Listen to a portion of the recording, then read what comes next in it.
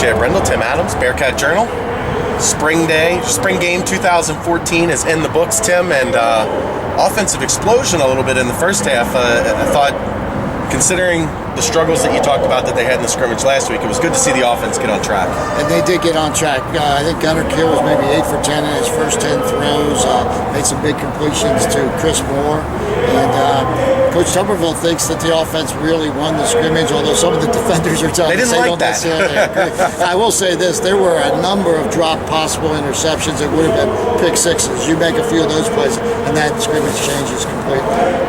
You talk about Gunnar a little bit. It seems like, at least at this point now, Jared Evans has plenty of time until camp to get up to speed.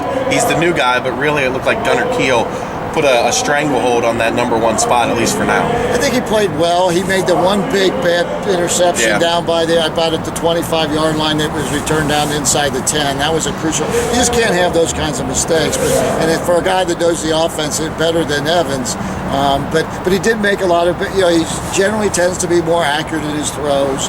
And but they're so different, Right. Evans comes in and gives you something different that the defense has to prepare for with his feet. But one of the good things today from the defense was we saw some sacks. Mark Wilson got one of his first sacks. Chris Burton got a sack today.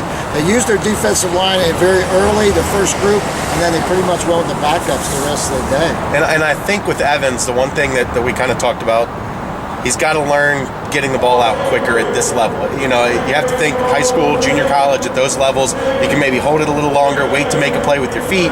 But when you start getting up here and you start seeing the type of pass rushes you see, he's going to have to learn that internal clock to get the ball out quicker. And I think some of the sacks were a product of him hanging on to the ball too long. But the one positive out of that is, although he's considered a dual threat guy, he's not looking to abandon that pocket too soon, which we saw a lot of times with Munchie. He'd look for one receiver. If it wasn't there, he would abandon the pocket. Evans isn't that kind of quarterback. He's going to sit in there.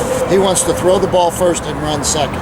What's going to be interesting with this team, I think what stood out to me the most today, how many weapons they've got at wide receiver in the slot, especially if you get a Johnny Holton eligible to go along with McKay, to go along with Chris Moore, and then you've got Abernathy and Chisholm, and it seems, Max Morrison.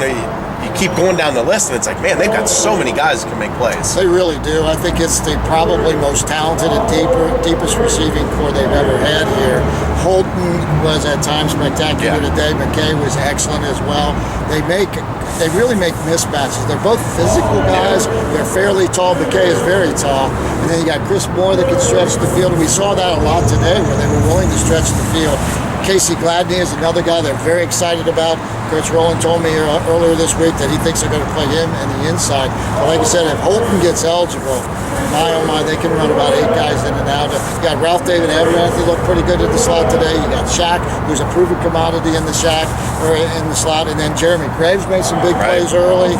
Nate Cole makes some big plays. You can just go on and on. Deshaunby Johnson looked good. Deshaunby Johnson at the end looked really good. What do you do with them all? I mean, you might be able to play 8, but boy, you can't get enough. Can you go 11 skill? Yeah. Flag football. Line them up. Running game. What'd you think of the running game today? I thought Tion took some heat last time. I thought it was a little bit unjustified because his numbers were comparable to Jose Williams, and EJ Jr. was outstanding. Junior got some good yards today, but it wasn't like he was the other day, wrapping up or getting some really big runs. I thought Tion maybe would grade out the best as far as running today. I haven't really looked at the stats to see, but I thought the yards they got were tough yards, which is good and bad, But the good part is I think that they were able to run the football pretty well.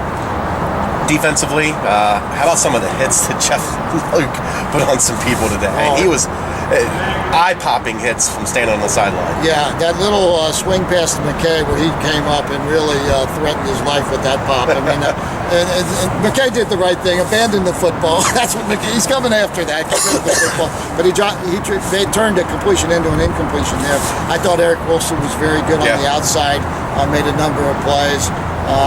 Mike Tyson made had a pick, almost had 2, probably should have. One late, one was in and out of his hands, would have been enough. Solomon Tedman could have had 2 interceptions very easily. Clemente Cassius had one?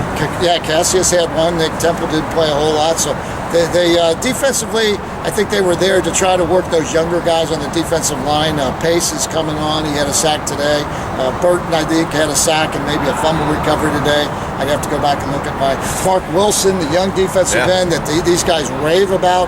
He's a little bit small right now, but he's very quick. When I talked to Tyreek Burwell on Thursday, I asked about Mark Wilson. He thinks Wilson's going to be a great player here. And we've seen young guys like that who maybe were a little bit light, but didn't get a lot of the big guys coming Silverberry in. was like that. Silverberry's one of them. Andre Frazier, the list goes on and on. But he's a guy that's in that mold that can be a lightning quick defensive end for you. As he puts on more and more weight, he'll be better and better. Overall this spring, 15 practices in the books. What maybe was the biggest thing that surprised you about what you saw this spring? Well, I think strategically what surprised me was we've seen in the past them play so many nickel. I didn't see one nickel play out there today. Yeah. They went with the 3 linebackers, whether it was the first group or the second group. So that kind of surprised me. Jared Evans, I had heard a lot of good things about him. I think he's going to continue to get better and better, but you got to cut out those turnovers. You just can't throw it to the other team and expect to play. But he's very fast, much like Munchie, maybe even a little faster than Munchie. I thought the offensive line, we got a chance to see a lot of guys get a lot of reps. I think Burwell's a guy that can help them down the road. We saw Layfield play today. Parker Anger played today. Schlomer did not play today, but he should be ready to go in August. But everybody's worried about the offensive line. I think the year to worry about the offensive line is 2015. I think 2014 they'll be okay. The snaps were good today. I didn't see any Aaron snaps we've been having. We're seeing problems with that, particularly with David Niehaus, the other walk-on. But offensive line was pretty good. The defensive line is my biggest concern because if Mitchell goes down, I think that domino effect of losing a guy like that who's one of your most physical and one of your most vocal guys, he is a guy that I don't think they can afford to lose at all.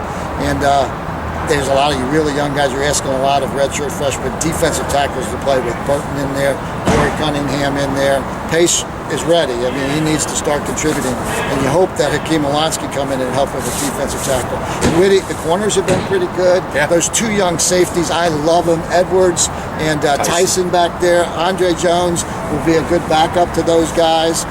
We lost Dotson during the spring, but they moved Leviticus Payne to safety. So this is about developing players, and they certainly want to develop depth. And I think they got a good chance. Even no serious injuries, which is probably number 1 on the list. Yeah. No serious injuries, and they were very careful with that. They did not push the limit on their number 1 guys. Right. They got him in there. They played some.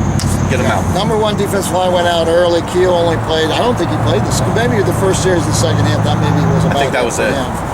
So they are, but the receivers. Actually, no. Evans was the quarterback at the start of the second half. Okay, so he didn't play. He took his helmet off and he was done. And I can understand why they would do that with him. He played well enough. You know what you've got with him. The kicking game is a concern. John Lloyd had a few good punts, but then some other ones that were going to be trouble. Liliana missed an extra point. Tony missed an extra point. Gans missed a field goal, I believe. I think Tony missed a field goal too. But you want to keep seeing that continually to get better there. All right, that's going to wrap it up. Any closing thoughts? I know we've got a lot of content coming up. I don't want to steal all your thunder. Right. Any closing thoughts on the spring? Well, we're going to be playing down here for the year. We're estimating about 4,000 people. Right, 3,500, 4,000, yeah. Yeah, so that's not a bad crowd. It's hard to compare it to other spring games, but playing down here for me takes away so much from this football program, and I think off the record, even some people will tell you that we're not that excited about being there. But the positive side of it is, from a recruiting standpoint, recruits seem to be excited. Yeah, they get to check out an NFL stadium. Right. And one thing we will also mention was that Mike Golick and his son Jake were here today. And I talked to Jake, and he has every intention of playing football. I have more of the details of that in my practice report. But there were a lot of guys down here. A lot of the assigned guys were down here. Bowen, ooh, big kid, way bigger than I've seen him. And he got some pipes on him. I don't know if he's young enough and ready enough to play at defensive tackle, but he's a good-looking kid. All right, that's going to wrap it up. He's Tim Adams. I'm Chad Brendel. Thanks for tuning in on Bearcat Journal.